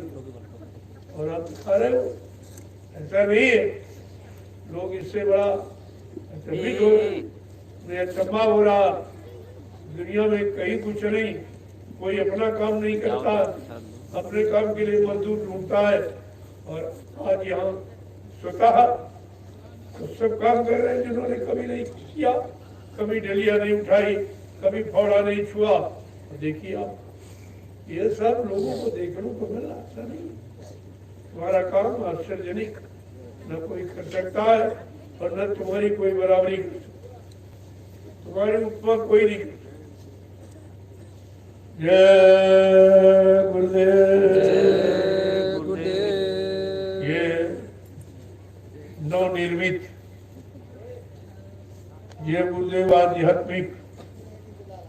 ज्ञानाश्रम का ये जो निर्माण होने जा रहा है, ये लोगों के अंदर एक अजीबोगरीब हरकत पैदा करेगा। क्या हो गया? तो नाम कभी सुना नहीं था लोग। ये ज्ञानाश्रम क्या है? ये ज्ञान का, ये भौतिक आध्यात्मिक दोनों ज्ञान करा रहा है, दोनों ज्ञानों की जानकारी दे रहा है। लोगों ने जब अभी तो सुना है, जब काम देखेंगे तो आपसे देंगे, और आप सब ऐसा काम करेंगे जो कोई कर ही नहीं सकता। ये परिश्रम ही नहीं कोई कर सकता। ये पहला काम देखिए, ये जो भूमि सेवा का आप काम कर रहे हो, श्रम दान, श्रम का दान, रुपए पैसे सामान का दान तो दुनिया दे, लेकिन श्रम दान कोई नहीं दे। और श्रम करता तो बदले मजदूरी ले लेता पैसे। ये है श्रमदान। जो लोगों ने श्रमदान की बात केवल कही है और यहाँ श्रमदान करके दिखाया जा रहा है। इनका कोई स्वार्थ नहीं, कोई लोभ लालच नहीं, कोई इच्छा नहीं, ख्वाहिश तमन्ना नहीं, कुछ भी नहीं। इसको कहते हैं सच्चा श्रमदान। ये श्रम का दान है, और ऐसा ये दान है तो मतलब यानी कभी खत्म हो गया। जो आप टूटिया मिट्टी जान याद दोगे वो अमिट छाप लग जाए। इसी भूमि पर इतना बड़ा जन सैलाब आएगा और तुम्हारी ये बनाई व्यवस्था पर बैठकर सुमरन ध्यान भजन करेगा, सेवा करेगा, सत्संग सुनेगा। ये कितना बड़ा लाभ आपके जीवन का परमार्थी लाभ, जो रुपए पैसे धन दौलत से पूरा नहीं किया जा सकता। जय गुरुदेव। एक एक वचन को बड़ी समझदारी के साथ। अब तो देश में हलचल मच गई है। नैमिषारण्य में जब हुआ तो कुछ कम होता, चलो कोई बात नहीं, समझ गया। लेकिन देखा भी वो पूरा हो पाया नहीं कि तुरंत इधर की तरफ। अब ये लोगों के अंदर एक हलचल पैदा हो गई कि क्या हो रहा है, किस काम की तैयारी हो रही। जिस काम को महापुरुष ने पहले ही कहा वही काम करके दिखाया जा रहा। यहाँ अलग से कोई काम, अपने मनमुक्ता से कोई काम नहीं। जो आदेश हुकुम होता है मैं उसी का पालन करता हूँ और आप सबसे उस आदेश पालन की प्रार्थना करता हूँ। यहाँ इधर उधर की बातें नहीं होती, यहाँ स्वार्थ लोभ लालच का काम नहीं होता, यहाँ अपने मान सम्मान की मैं कोई बात कहता ही नहीं और न कभी करता। वो सबके सामने उजागर हो गया। नैमिषारण्य का देखा लोगों ने, जय गुरुदेव आध्यात्मिक गुरुद्वारा नैमिषारण्य सीतापुर उत्तर प्रदेश। और उसके तुरंत बाद अब ये देख रहे हैं कि नवनिर्मित जय गुरुदेव आध्यात्मिक ज्ञानाश्रम नैमिषारण्य मिश्रिक और सीतापुर उत्तर प्रदेश, ये पूरे हिंदुस्तान में नाम पहुंच गया। सब जान गए ये क्या हो रहा और ये कर कोई नहीं सकता। अब ये हमारी नकल भी नहीं होगी, ये किसी के बस की बात नहीं है, क्यों ये काम मेरा नहीं है, ये काम मालिक का। मैं भी उन्हीं के हुक्म आदेश का पालन कर रहा हूँ और आप सबको आदेश हुक्म की बात बता रहा हूँ। मैं यहाँ गुरु बनने की बात नहीं की जा रही। यहाँ गुरु के वचनों की उनकी मना की जा रही, शिक्षा दी जा रही। जय गुरुदेव। गाड़ी कमाई वैसे दशांश गुरु का होता है, ये तो सिद्धांत, लेकिन फिर भी जो प्रेमियों ने अपनी इच्छा से सेवा लेके कुछ नहीं कर पाए, आज जो सेवा श्रद्धा भाव से आपका है, आपके काम आपका दिया कपड़ा पहनता हूँ, आपकी दी रोटी खाता हूँ और आपके दिए इस बांध पर चलता हूँ, मेरा तो कुछ है नहीं, तो सब आप ही का है। तो आपके काम में लगा हूँ कि जितनी जल्दी हो जाए, जैसे हो जाए, जो भी उसके लिए करना पड़ेगा वो आदेश का पालन दया को लेके करूँगा। हमेशा दया की भीख मांगता रहता हूँ, मानी कैसी दया, तो जिससे मैं आपके वचनों को पूरा कर सकूं, आपके बताए सिद्धांत पर चल सकूं, आपके वादों में रहकर उन वादों को पूरा करने में निरंतर प्रयत्नशील रहूं। आचरण तो ये है। जय गुरुदेव, जय गुरुदेव, जय गुरुदेव, जय गुरुदेव, जय गुरुदेव। नाम किसका? प्रभु का, जय गुरुदेव। नाम किसका? प्रभु का। सतयुग कौन लाएंगे? जय गुरुदेव, कलयुग को कौन भगाएंगे? जय गुरुदेव, विश्व में सुख शांति कौन लाएंगे? जय गुरुदेव। देखो, इस्लाम का ये काम है। ये काम किसी नाम ने नहीं किया। जो पिछले युगों में नाम आए वो ये काम न किए, ना इस तरह का वादा किया कि जय गुरुदेव नाम प्रभु का पूरा वादा करना, जब ये करेंगे, ये करेंगे, ये करेंगे। तो आपको तो जानकारी ले ली चाहिए कि हमारा काम ये नाम वादा कर रहा, बाकी जो लोगों ने वादे किए सब झूठे निकले। 70 साल की आजादी में आपको सुनाए गए सब झूठे, कोई भी वादा नहीं, चाहे वो राजनीति का हो चाहे धर्मनीति। राजनीति का भाषण सब झूठा और धर्मनीति के प्रवचन सब झूठे, कुछ नहीं हुआ। और सब विपरीत, बजाय मुसीबत जाने की मुसीबतें आ गई, बजाय बीमारी खत्म होने की बीमारी बढ़ गई। बाबा जी ने तो बहुत पहले कहा था कि अभी क्या, अगर तुम शाकाहारी न हुए तो कुदरत ने ऐसी जानलेवा बीमारी बना के तैयार कर रखी कि पल घड़ी मिनट लगेंगे नहीं लगेंगे, गांव के गांव, शहर के शहर, देश के देश, मुल्क के मुल्क साफ हो जाएंगे, साफ हो जाएंगे। और आगे अन्न दवाओं की कमी पड़ेगी, अन्न की और दवाओं की कमी पड़ेगी, पेड़ों की पत्ती तुम्हें ढूंढे न मिलेगी। ऐसा आएगा तेरे कर्मों का नजारा और सुनते न जाओ संदेशा हमारा।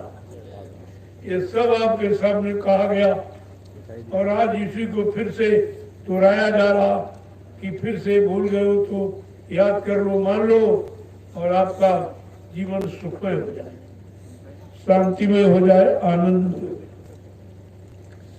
जय गुरुदेव। तो प्रसाद सभी लोग ले लें, कोई बाकी नहीं रहेगा। ये प्रसाद है तो तुम्हारे लिए सब कुछ, और ये कहीं और मिलता नहीं। तुम कहीं चले जाओ, मथुरा चले जाओ, द्वारका, अयोध्या चले जाओ, काशी, कहीं नहीं, प्रसाद कोई नहीं देगा, क्योंकि प्रसाद किसी के पास है नहीं, और प्रसाद बनाने की क्षमता भी किसी के पास नहीं। ये तो सब देखिए, लोग प्रयोग कर रहे हैं, ऐसे नहीं, ऐसे ऐसे काम हो गए जो कभी कोई उम्मीद नहीं करता था। इस प्रसाद लोगों को एक प्रसाद दान दिया, ऐसे नहीं, ऐसे थोड़ी लोग मान रहे इसका। तो आप जो भूमि सेवा, भूमि दान, श्रमदान कर रहे हो, ये समय का एक अनोखा है कि कितनी छोटी सेवा से, सेवा छोटी बड़ी नहीं होती, वो तो श्रद्धा की बात, श्रद्धा की चूड़ी वाली, श्रद्धा से एक फूल दे दो वो भी काम करे, और जबरदस्ती से लाखों रुपए कोई काम नहीं, और नहीं कर रहे लोग, जबरदस्ती टैक्स लगा रहे, महंगाई बढ़ा रहे, ये तरह तरह के यत्न जो लेने के कर रहे, क्या हो रहा, सब गरीबी, इधर से सारा देश गरीब, ये लोग सब गरीब, क्योंकि भीख वही मांगता है, गरीब भिखारी, ये सब भिखारी है। कोई नोट का भिखारी, कोई वोट का भिखारी, ये सब भिखारी तो जो तुमसे भीख मांगते हैं, इन भिखारियों से तुम क्या उम्मीद रखते हो कि तुम्हारा कोई काम हो जाएगा या तुमको कुछ ये दे देंगे? कितने दिनों से बात दोहराई जा रही और तुम्हारी समझ में नहीं आ रही। जय गुरुदेव, जय गुरुदेव, जय गुरुदेव, जय गुरुदेव। देखो प्रवीण, आए हो तो कुछ न कुछ जरूर। ये सेवा का अवसर आपको मिल नहीं सकता। आगे भीड़ होने वाली है। जो ये भूमि पूजन जय गुरुदेव नवनिर्मित आध्यात्मिक ज्ञानाश्रम के लिए जो भूमि का पूजन किया जाए, भूमि को शुद्ध किया जाएगा। भूमि के शुद्धिकरण के लिए जो पूजन किया जाएगा वो है मर्यादा पुरुषोत्तम भगवान राम की जन्मतिथि, रामनवमी। उसी दिन ये पूजन होगा और ये 5 दिवसीय कार्यक्रम, इसको यूट्यूब पर डाल दीजिए। 8 तारीख से 8, 9, 10, 11, 12 ये 5 दिवसीय आध्यात्मिक संदेश और श्रमदान, ये दोनों चीजें। श्रमदान का समय निश्चित रहेगा और सत्संग का समय नहीं। कितने भंडारे आएंगे, हर जिले के भंडारों को सूचना दे कि आप सबको नवनिर्मित जय गुरुदेव आध्यात्मिक ज्ञानाश्रम ये भूमि पूजन में आपको शामिल होना है, ये जानकारी दे दो। और 8 दिवसीय आध्यात्मिक सत्संग समारोह एवं भंडारा ये भी मतलब डाल तो लोगों को जानकारी मिल जाए। ये समय जरूर दे दो। ये 5 दिवसीय आध्यात्मिक सत्संग समारोह जन जागरण इसका पूरा संदेश भी मिलेगा और आप श्रमदान भी करें। जय गुरुदेव, जय गुरुदेव, जय गुरुदेव, जय गुरुदेव। प्रसाद सभी लोग ले, कोई बाकी न रहे। जो सेवा कर रहे हो अब आप स्थगित कर दो। मैंने आपको बुलाया नहीं था कि आप सेवा करते रहे, सत्संग सुनते रहे।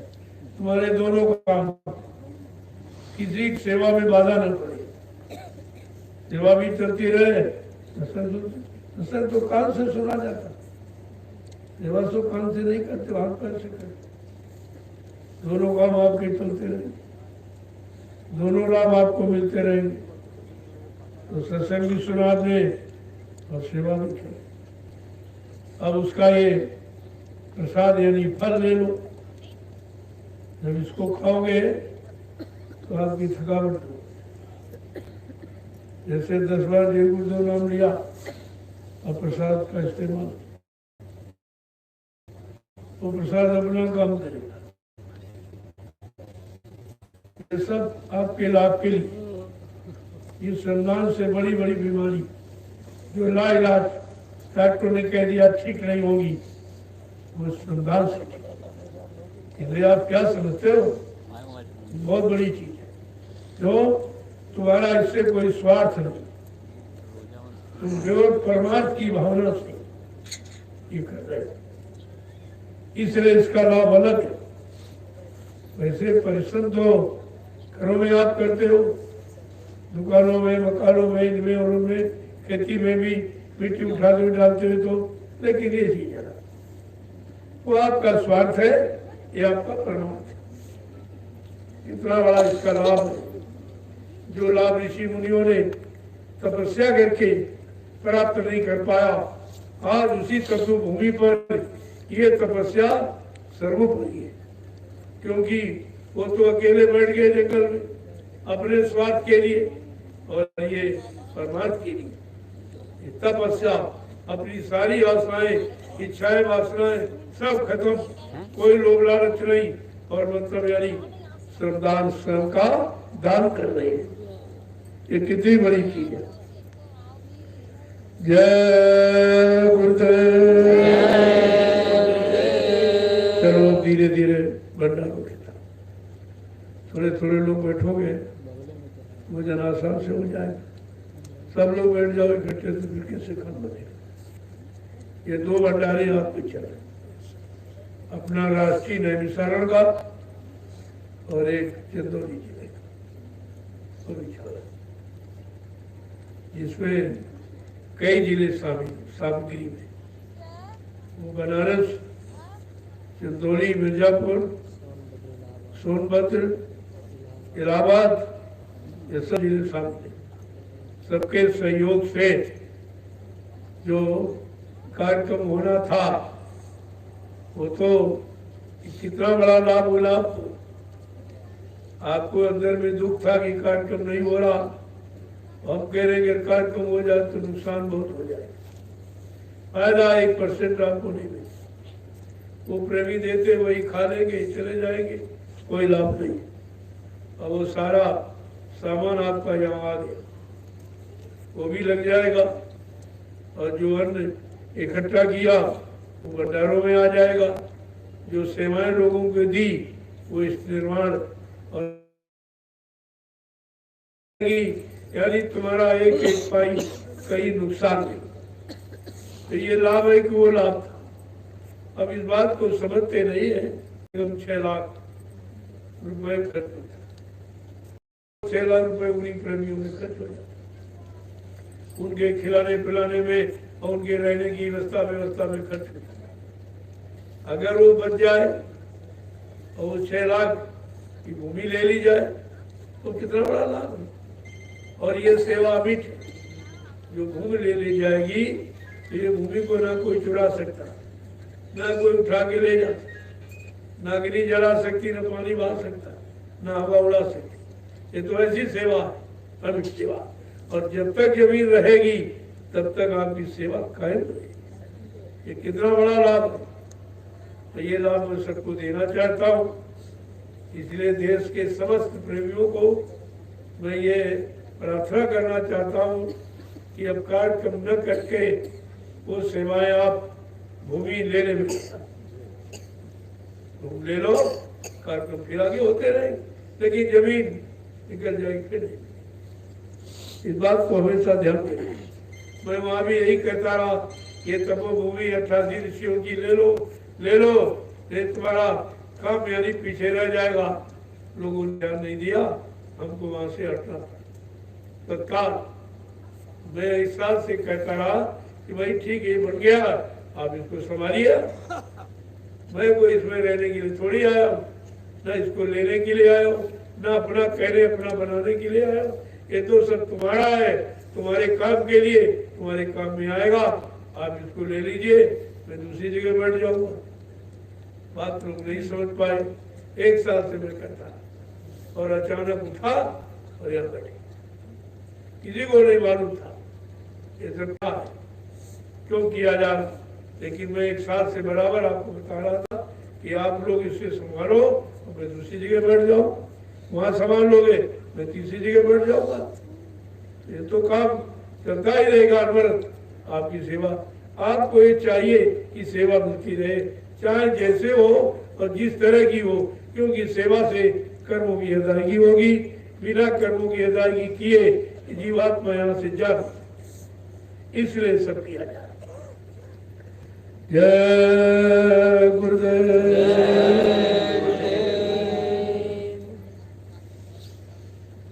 तो सुबह जल्दी, क्योंकि धूप हो जाती, जल्दी से अपना पूरा कर लिया, चुपचाप बैठ गए, फिर बाकी रह गई शाम को डाल दिया, तो थकावट भी नहीं आई और आप पूरी सेवा कर लेंगे। भाई युक्ति में मुक्ति है, थोड़ी युक्ति अपना लो, बन जाएगा। अरे 1 बार नहीं भाई 2 बार में हो सही, सुबह कुछ तो शाम को 15 सुबह 15 शाम, 30 हो गई आप, और 15 में देर नहीं लगेगी, आपका काम हो जाएगा। तो करने का तरीका है, उसे सहज करके आपको बता दिया गया, लेकिन ये काम चलता है, ये बंद नहीं होगा। यहाँ के ये हो जाएगा बाद में, वहाँ भी जमीन आपकी उधर जहाँ आपने पहले सेवा की बाकी रहेगी, उसको लेवल हो जाएगी। और एक जगह 13-14 बीघे जमीन और वो भी मिली बताई जाती, उसको देकर उसको भी ठीक कर लिया जाए। तो कोई टुकड़ा मतलब बेकार नहीं छोड़ा जाए, क्योंकि उसमें प्रेमियों की गाड़ी कमाई लगी है, हमको उसका दर्द, लिहाजा हम एक इंच जमीन भी तुम्हारी इधर उधर नहीं हो जाएगी, वो बराबर काम में आएगी, अच्छा रहेगा। जय गुरुदेव। अब आप चलिए भंडार में, धीरे धीरे चलो।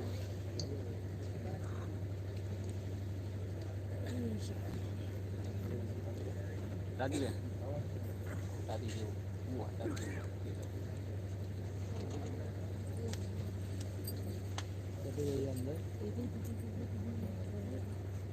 क्या बनाया